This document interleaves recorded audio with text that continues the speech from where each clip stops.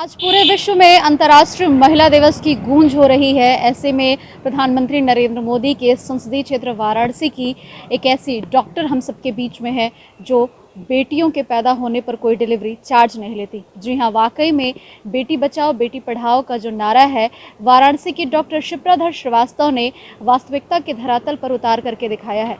वो न सिर्फ बेटियों के पैदा होने पर डिलीवरी चार्ज के लिए मना करती हैं, बल्कि वो उन गरीब बस्तियों में रहने वाले बच्चियों को भी शिक्षा देती हैं और उनको आगे बढ़ाने की कोशिश करती हैं, जिससे वो इस समाज में अपना नाम रोशन कर सके। तो चलिए चलते हैं डॉक्टर शिप्राधर के पास और उनसे करते हैं बातचीत कि किस तरीके से वो इस मुहिम को और आगे बढ़ा रही हैं और समाज में बेटियों के प्रति जो लोगों की सोच है, जो लोगों का नज़रिया है, किस तरीके से बदल रही हैं। ये 25 जुलाई 2014 की बात है, तब से हमने स्टार्ट किया इसको। बस देखते थे हमेशा कि जब भी डिलीवरी होती थी, जैसे हम लोग लेबर रूम या ओटी में रहते थे, तो बाहर से ही मतलब अंदर से ही समझ में आ जाता था कि बाहर का माहौल क्या है।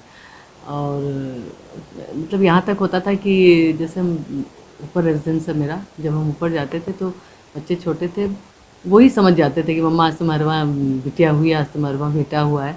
क्योंकि इतना एक्साइटमेंट बाहर, अरे बेटा बहला दादी बन गई लू, इस टाइप की चीज़ें सुनाई देने लगती थी। और बिटिया हुई तो एकदम कोई कुछ नहीं, एकदम शांत। तो बस यही डिस्क्रिमिनेशन बहुत ख़राब लगता था कि आखिर क्या है। तो ऐसे ही एक दिन बस आगे दिमाग में बात की ऐसा कुछ करें। तो हमारा ये था कि जैसे कोई गिफ्ट दें या कुछ इस टाइप का। तो हमने डॉक्टर साहब से यही प्रपोज़ल लेके उनके पास गए थे कि जब बिटिया हो तो कुछ उनको ऐसा गिफ्ट दें कि वो खुश हो जाएं। और वो, लेकिन डॉक्टर साहब ने तो एकदम एक शब्द में बोल दिया है कि नहीं, अगर कोई डिलीवरी उनके चेहरे पे खुशी देखना चाहती हो तो उनसे कोई किसी प्रकार का कोई डिलीवरी चार्ज मत लो, बस और कुछ नहीं करना है। तो बस तभी से फिर हम लोगों ने ये कर दिया और एक स्लोगन दिया कि बेटी नहीं है बोझ, आओ बदले सोच। ये था कि एक दिन ऐसे मेरे वहाँ जो काम करने वाली बाई नहीं आई थी, तो उसने अपनी 2 बच्चियों को भेज दिया था। तो जो छोटी वाली बच्ची थी वो काफ़ी छोटी थी, तो मेरे बेटे की उस दिन छुट्टी थी, तो वो भी छोटा ही था। हो सकता है उसको स्कूल में पढ़ाया गया हो, चाइल्ड लेबर या कुछ इस टाइप की चीज़ पढ़ाई जा रही हो। तो जैसे उसने उसको देखा, अरे मम्मा तुम इतने छोटे बच्चे के साथ छोटी लड़की से काम करा रही हो, मैं तुमको चाइल्ड लेबर के केस में जेल भेज दूँगा।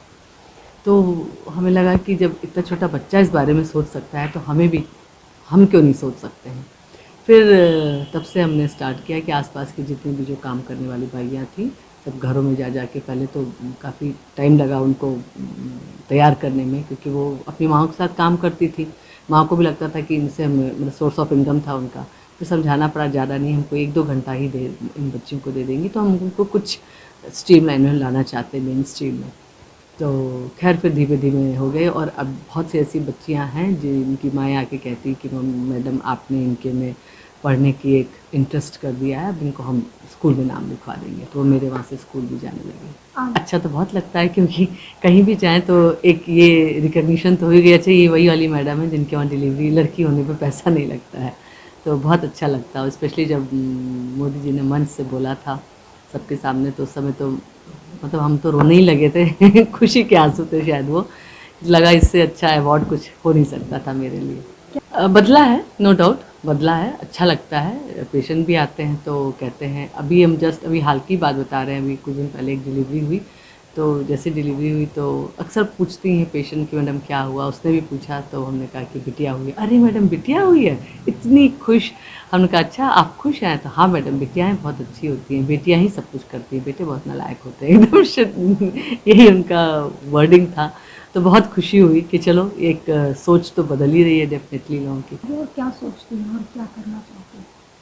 करना तो बहुत कुछ चाहते हैं, अब जितना मेरे पास होगा। हम तो इन बच्चियों के लिए बहुत दिन से मेरा मन है कि एक स्कूल के बाद कॉलेज ये किया जाए, लेकिन अब ऊपर वाला जितना करवा देगा उस हिसाब से करेंगे। इन सब में कहीं ना कहीं आपको फाइनेंशियल प्रॉब्लम भी हुई होगी, क्योंकि आप एक प्राइवेट हॉस्पिटल को संचालित कर रहे हैं, तो कैसे उससे आप किस प्रकार से खुद को satisfied करते हैं? डॉक्टर साहब का कहना है कि आवश्यकताओं को कम कर दो, कष्ट अपने आप कम हो जाएगा। तो बस आवश्यकताओं को कम कर दिया जाता है, कष्ट कम हो जाता है सिंपल सी क्या बात। अपील होगी सोसाइटी से, बाकी लोगों से आपकी? महिलाएं अपने स्वास्थ्य पे बहुत ध्यान दें, क्योंकि महिलाओं से ही पूरा परिवार है। और बेटी नहीं है बोझ, आओ बदले सोच। बेटी नहीं है बोझ, लोगों बदलो अपनी सोच। इसी नारे के साथ डॉक्टर शिप्राधर लोगों के बीच में अपनी सेवाएं दे रही हैं। हालांकि वो इस दौर में अपने डॉक्टर होने की भूमिका निभा रही हैं और समाज में बेटियों को और आगे बढ़ाने की कवायद कर रही हैं। अब देखना ये होगा कि समाज के लोग और अन्य लोग कैसे इनसे नज़ीर लेते हैं और वाकई समाज में जो बेटियों की हालत है उसे सुधारने में कैसे अपना योगदान देते हैं। प्रतिमा तिवारी, ईटीवी भारत, वाराणसी।